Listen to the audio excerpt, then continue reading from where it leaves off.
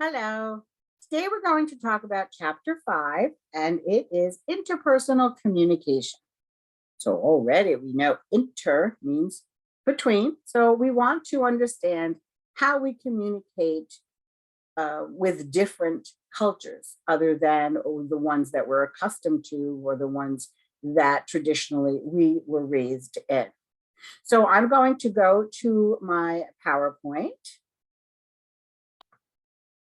So we will go to our PowerPoints. I'll share my screen. Okay, so understanding culture. Culture, by definition, is an established, coherent set of beliefs, attitudes, values, and practices shared by a large group of people.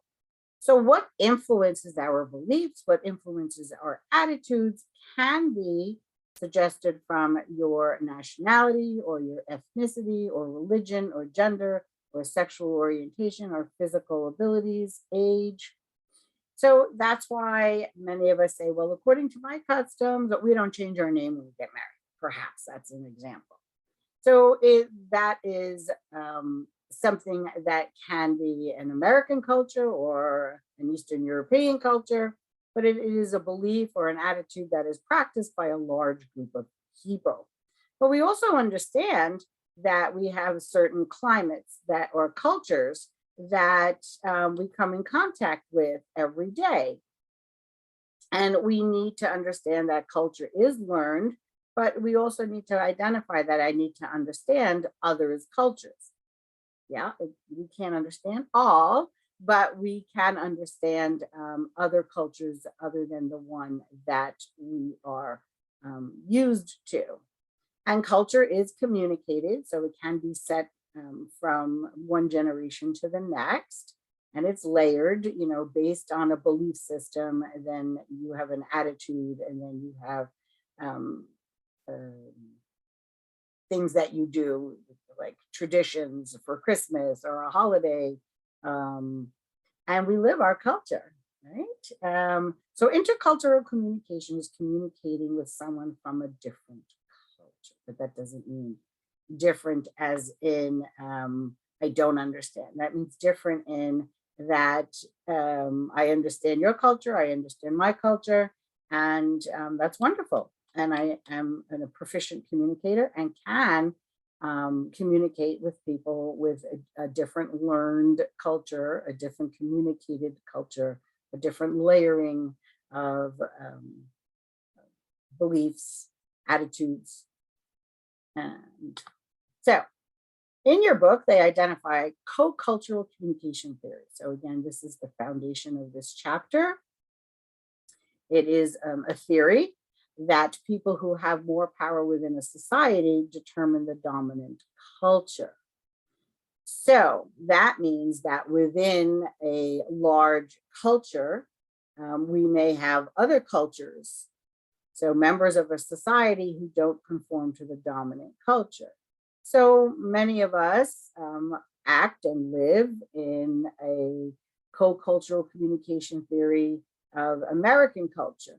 But then many of us may have other cultures that, based on the slide before, that we live different than the American culture. Some of these cultures are not recognized because they're different than the dominant culture. The idea of co-cultural communication is that underrepresented groups need to interact with people from their culture as well as the dominant culture.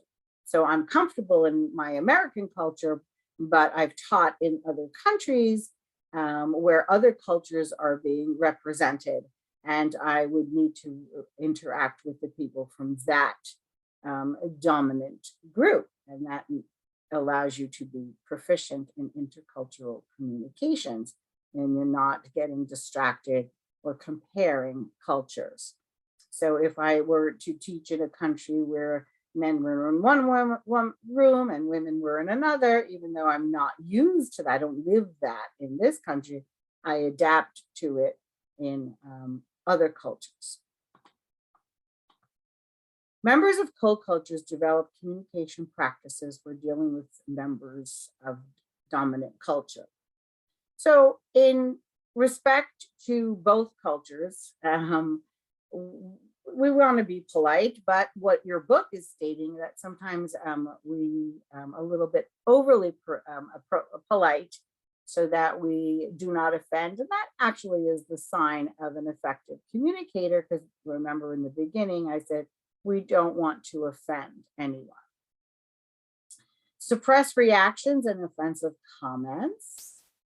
Sometimes someone may make a remark to our dominant culture that we're used to, and or someone may make a remark to the culture that we've lived in, different than the dominant. And again, as we want to observe this and not react. We want to observe it, and maybe with language, we can solve this inadequacy or misunderstanding. Try to excel to counteract negative stereotypes. It does happen where sometimes a dominant culture may see another culture in one light or one fashion or one work mode, and we tend to overachieve so that we can show that we are adapting to the dominant culture. Conform to negative stereotypes in an exaggerated way. Sometimes that may happen, but not frequently. Try to look, act, talk like members of the dominant culture. Well, it's not copying, but if I'm going to work for a bank in America, there's a certain look. Or if I'm going to work for a bank in Scotland, there may be a certain look. So remember, the first thing that other people see is your artifacts or your clothing. So that's the easiest way to say, I welcome you to free feeling to come to my teller, whatever your job is. Openly disparage their own culture. You see comedians do that. Don't do that too much, but we may also have some thoughts about our own culture different than how the culture itself sees itself. Express co-cultural identity through appearance, actions, and words. And it's okay, just, we are of different cultures.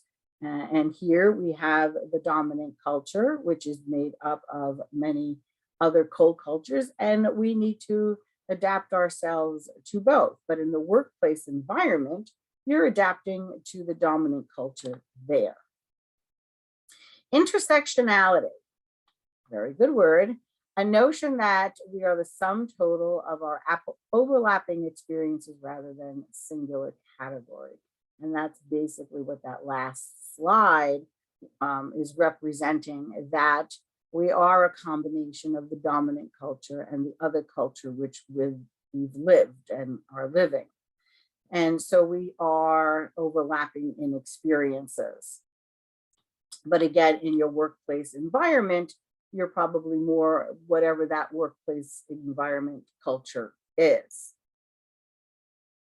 So sometimes we have what is called prejudice, when stereotypes reflect rigid attitudes toward groups and their members. I don't like this. I don't like people that wear glasses. I don't like people with their hair up, whatever the prejudice is. So again, you build up in your schemata that all people like this, act this way, therefore I dislike that, therefore I dislike that. And we want to stay away from that. Stereotype content model. Prejudice centers on two judgments: how warm and friendly they are and how competent they are. And we're going to see other avenues of this.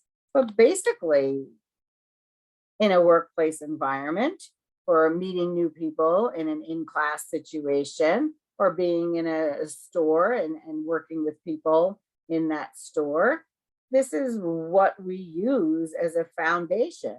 Are you warm and friendly? And if you are, probably I think that you may be more competent. Or are you more competent? And it doesn't matter if you're warm and friendly. So if I go into a store, I may want an stereotype content model, start talking to you if you're warm and friendly and asking for advice. If I go to a doctor's office, I may want you to be more competent, and I really don't care about the warm and the friendly. So there's this another term called a benevolent prejudice, thinking of a particular group as not inferior, but also friendly and competent. So back to that other slide, this is how we really, in our mind, remember, we're putting things under the microscope. You're either warm and friendly and competent. And here, when you're benevolent prejudice, is you think of a particular group as not only inferior, but also friendly and competent. So the hostile is having negative attitudes toward a group of individuals, which we see as unfriendly and incompetent. So one has both positives and one has both negatives. And that's the language we use. So there are 7 characteristics that shape our intercultural communication. And we're going to go into these and compare them. So let me just see what my slides here. Yeah. So individualism versus collectivism. So we'll start there. We have 2 different types of cultures, individualistic or collectivistic. The individualistic says that we value independence and personal achievement.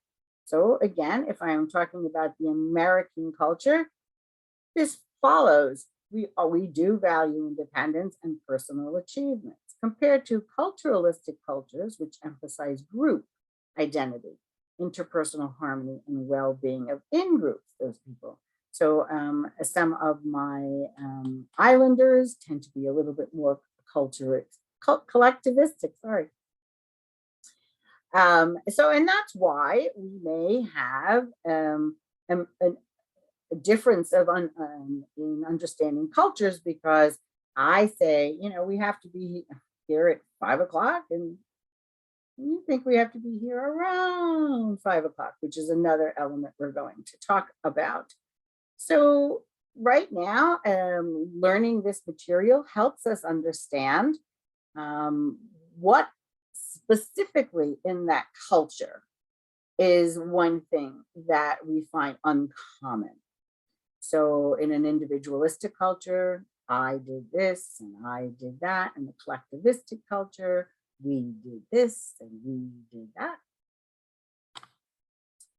Uncertainty avoidance measures how different cultures tolerate and accept unpredictability. So how are you when you don't know what's going to happen? So we have a high uncertainty avoidance. People place value on control, and low uncertainty avoidance. People put more emphasis on letting the future happen without controlling it. Well, you're in college, we plan your schedule, we plan the courses you take, we plan your career, we plan everything. So obviously we don't, in college, allow the future just to roll on in. We're pretty structured in planning, whereas other cultures do not plan out so well everything. Doesn't mean you can't achieve